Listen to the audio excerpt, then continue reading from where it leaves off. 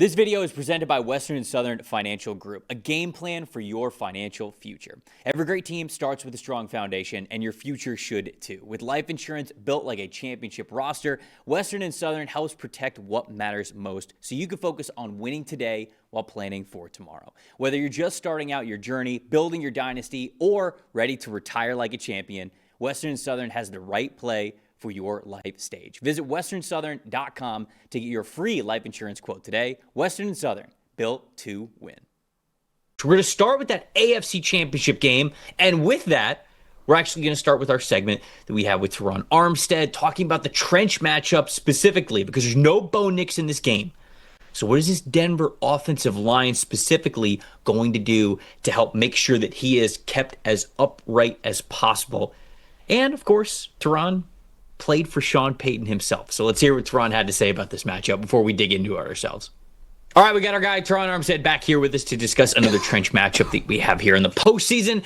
Teron, this one means a lot because with the Broncos no longer having Bo Nix, that means that Jarrett Stidham is going to step up in his place. So we've got to talk about one of the better pass blocking units in the NFL. Some would say the best in Denver with the Broncos going up against the New England Patriots. So let's just start with the interior pressure because I think that's what really matters the most. New England, they're best when they've got Christian Barmore, Milton Williams pinning their ears back, getting after the quarterback. So as a former NFL offensive lineman yourself, how do you mitigate interior pressure? I know that you were more of a tackle, but man, when you've got two studs in the middle like New England does, it feels like that's how they generate a ton of their pressure. So as an offensive line, what do you think the Broncos are going to do schematically and just as a game plan to try to not let that quick interior pressure get to Jarrett Stidham in this game? Yeah, for sure. The thing about that, Trev, when you have an interior guy that you have to pay close attention to or more attention to, that just means it's island time for your tackles. Luckily for Denver, they feel comfortable with that matchup, leaving Garrett Bowles, leaving McGlinchey out on the island to fend for themselves. Interior on the interior, the center will be able to slide more so to Milton Williams, but it helps that process when you have two tackles that you feel comfortable with, that the guard doesn't have to go out bypass the three technique, get out to the defensive end. They can stay, put four hands on his D tackle. So in this scenario, this matchup, I believe it favors Denver. So overall, thoughts on losing a quarterback like this? Honestly, I mean, you're the number one seed. You have an unbelievable season. You're hosting things. The playoffs go through Denver. You're one game away from the Super Bowl. And then something like this happens. Quarterback, we know, is just the most important position in the game. And so for this to happen to your starting quarterback who's been your guy all year long, what's this do to the locker room? You played for Sean Payton, coached teams before. What do you think that Sean Payton's saying to these guys? I know they're obviously going to say, hey, we're focused. Just because Bo's down, we're not giving up on our dream of winning a Super Bowl. I get all of that. But it's a lot easier to say that in front of the media than to necessarily believe that. But do you think that this group believes that wholeheartedly? What do you just think about that locker room going through that quarterback change? It's a challenge, bro.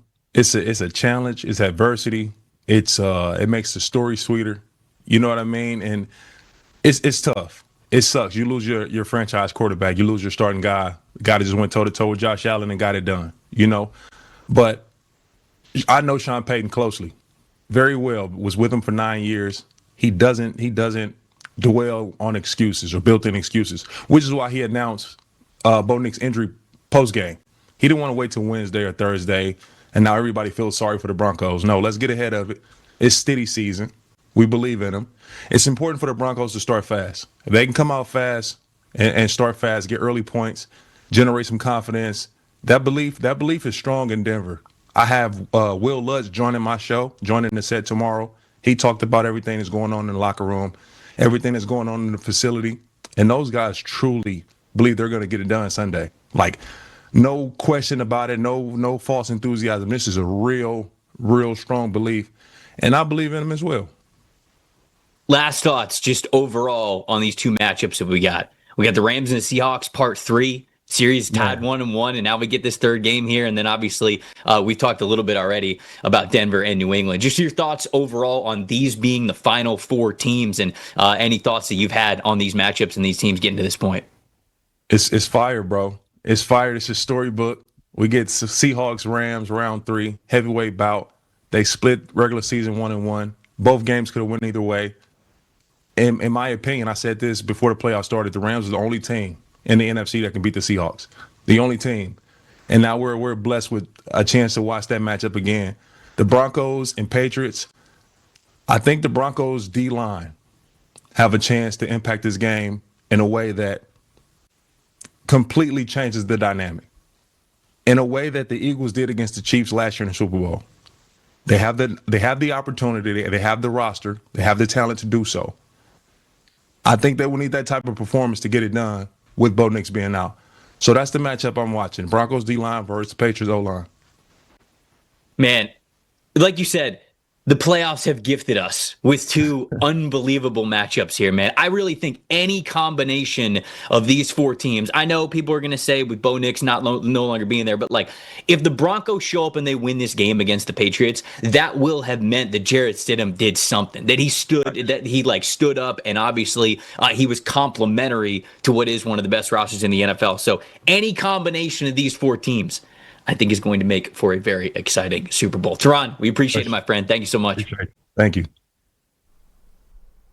Oh, there we go. That's Teron's take on the game. Dalton, what's your take on the game? Where are we starting here? As we have the last couple of weeks breaking down both sides of the ball, the run game and the pass game, and then, of course, what the defenses are going to do to go up against it. Where do you want to start for Patriots versus Broncos here? I'm going to go with Denver's offense. And actually, I'm not as concerned about Sean Payton having Jarrett Stidham ready to play. I think he's going to be ready to play, and there's a long history that you're going to go over of Sean Payton having backup quarterbacks prepared to go and win games, right? But I'm a little more concerned about this Broncos run game, and honestly, they just haven't gotten it done lately, and they haven't been able to go to it and lean on it heavily lately to control the pace of the game, right? And that really coincides with J.K. Dobbins' injury that he suffered in Week 10. And since Week 11, you look at Denver's designed rushing attack here, okay? 26 in rushing grade, just 3.5 yards per design carry since Week 11. Last in the league in yards after contact per carry, 19th in explosive run rate. Now,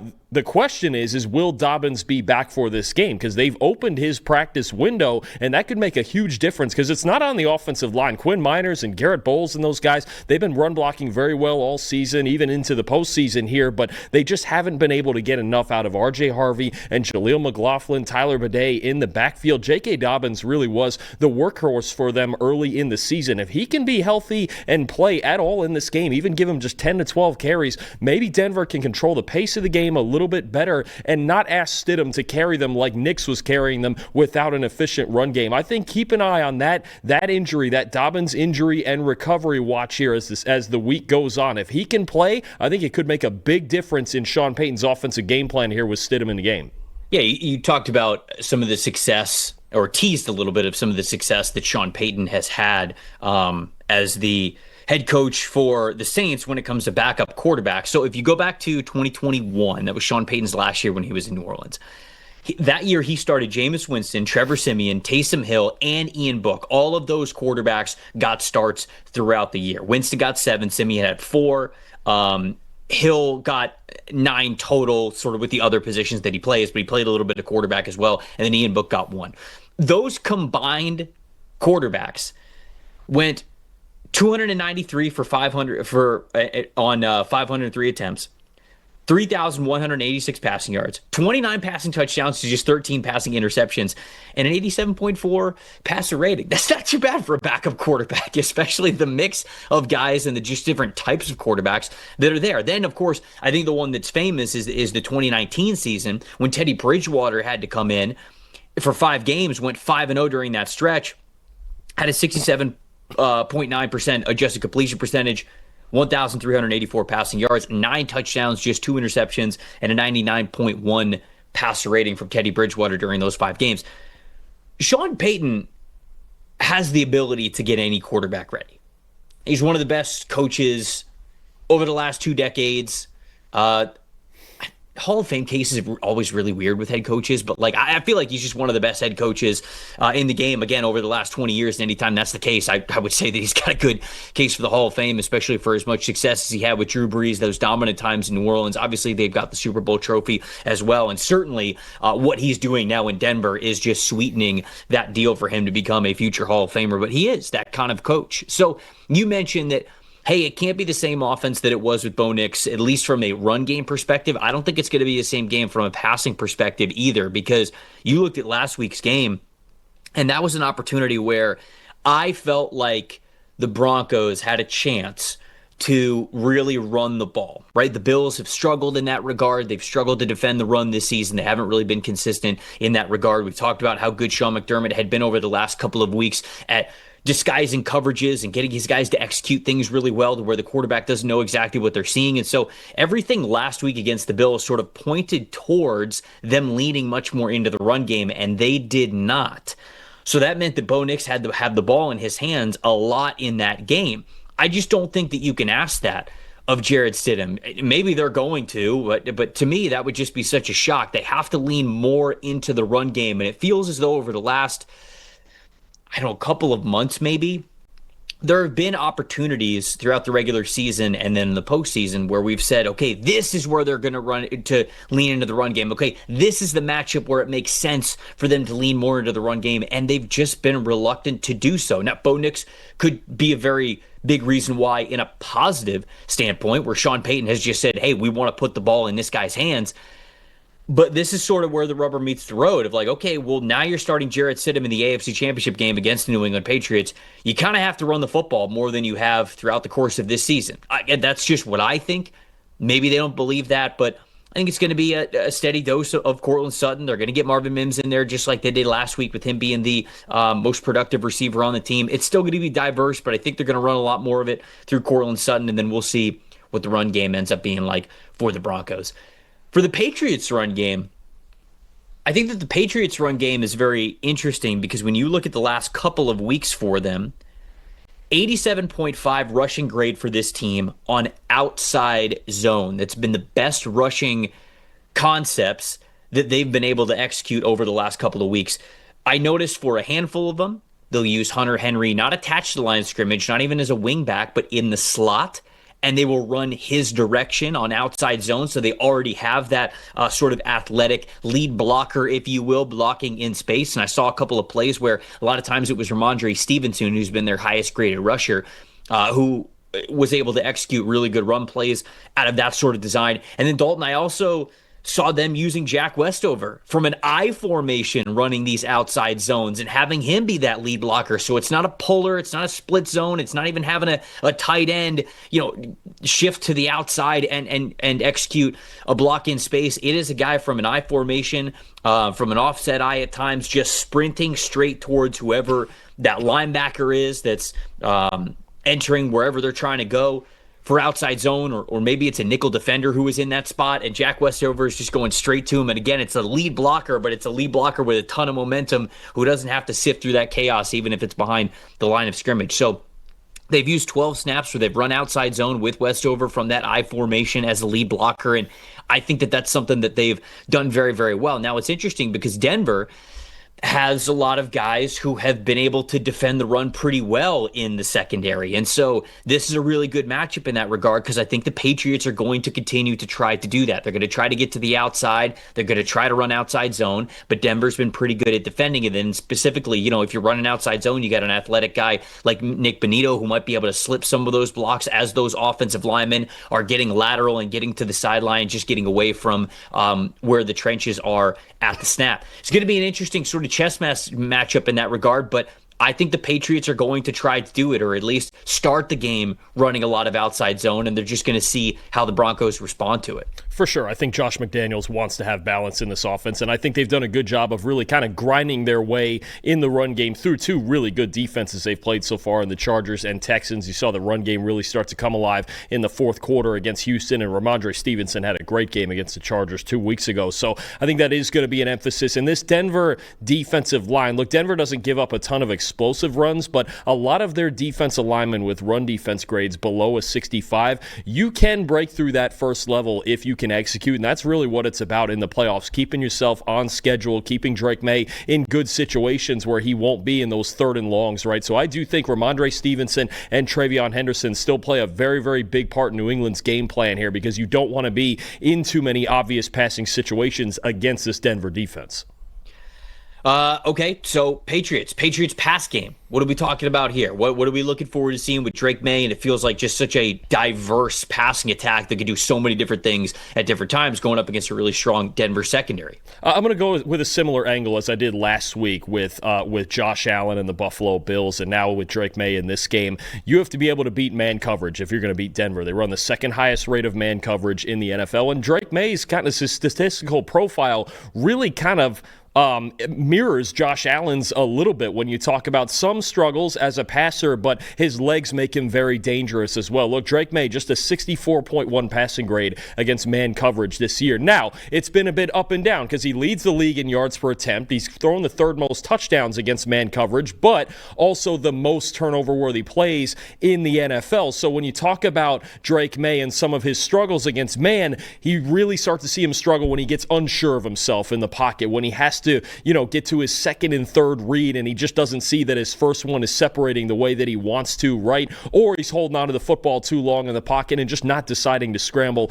early enough. Now, the man coverage makes him dangerous as a runner, as we know, because when you have all those guys in the back end of man coverage, everybody's back is turned. They're not looking at the quarterback, and just like Josh Allen, May has taken advantage on the ground all season. Plus, if you get Denver in some of these blitz looks and these five-man rushes with man coverage behind it, Drake May has been running well against the blitz all year as well. So I think his legs do play a big factor, and expect if they're gonna win this game, you're gonna get a big game out of Stephon Diggs. He's been a top 10 receiver in the NFL this year against man coverage. He's been the main target that's won those one-on-one matchups. Veteran receiver, still so crafty at what he does outside as a route runner. I think he's gonna play a big factor. Demario Douglas had the big touchdown against man-to-man coverage last week against Houston. Drake May is gonna have to stay patient but be decisive when it comes to, one, running the ball when he doesn't have anybody open, and two, picking out the best matchups as quickly as he can. If that's Diggs, if it's Douglas, if it's Kayshon Boutte vertically down the field, he's going to have to be able to drive the ball into tight man coverage windows against a really good group of cornerbacks in this game. It just makes me feel like a guy like Kyle Williams or Pop Douglas are just, they're going to have a day, or they're just going to have the big play that not enough people were expecting, or the difference, the X factor type of a play, whether it's a touchdown or just a big gain or something like that. I feel as though the way that Denver's defense is set up, they're so great to take away a lot of your top options, whether it's the receivers or the tight ends. And I feel like the depth of the Patriots passing options is going to be a strength of theirs in this game, and I think that could really be an X factor. So who are you picking? Patriots or Broncos here? I'm going to go with the Patriots. I have New England 24-20. Now, I don't think just because Jarrett Stidham is playing that this is going to be some sort of blowout. New England's going to walk in there and this is going to be easy. This is still a fantastic defense that they're playing against, a very dangerous pass rush that can turn the game upside down at any moment. And I think Stidham is going to actually come out and play relatively well. I think Sean Payton's going to have him ready to go. He's done this with backup quarterbacks before, like you mentioned. I think you're going to get a good football game here. But at the end of the day, for me, the biggest problem is I don't know what I'm getting out of Denver's run game, right? And if this entire game is on Jarrett Stidham like it has been on Bo Nix so often, I just don't know that he'll be able to make enough plays to overcome the lack of a run game. And one thing we have to remember with Stidham, too, that might actually be the biggest difference between him and Nix, he's not going to make plays outside the pocket as often as Nix did. So I'm going to take New England to squeak out a close victory on the road here, but I do think the Broncos are going to be ready to play, and they're going to play a really good game, especially on defense. I think the Patriots are going to win this game. And I'm sort of torn between two storylines of this game. It's either like Patriots 23-17, or it's something like Patriots 24-23. Because ultimately, the reason why I'm taking the Patriots here is because I believe that Jarrett Stidham can also have a good game. I think that for 3 quarters, maybe even into the 4th quarter, this could be a decent enough performance from him to complement whatever they could do in the run game. Really, it's going to come down to that offensive line complementing the run game, to be honest, and how much they can lean into it, but also just what the defense is going to be able to do.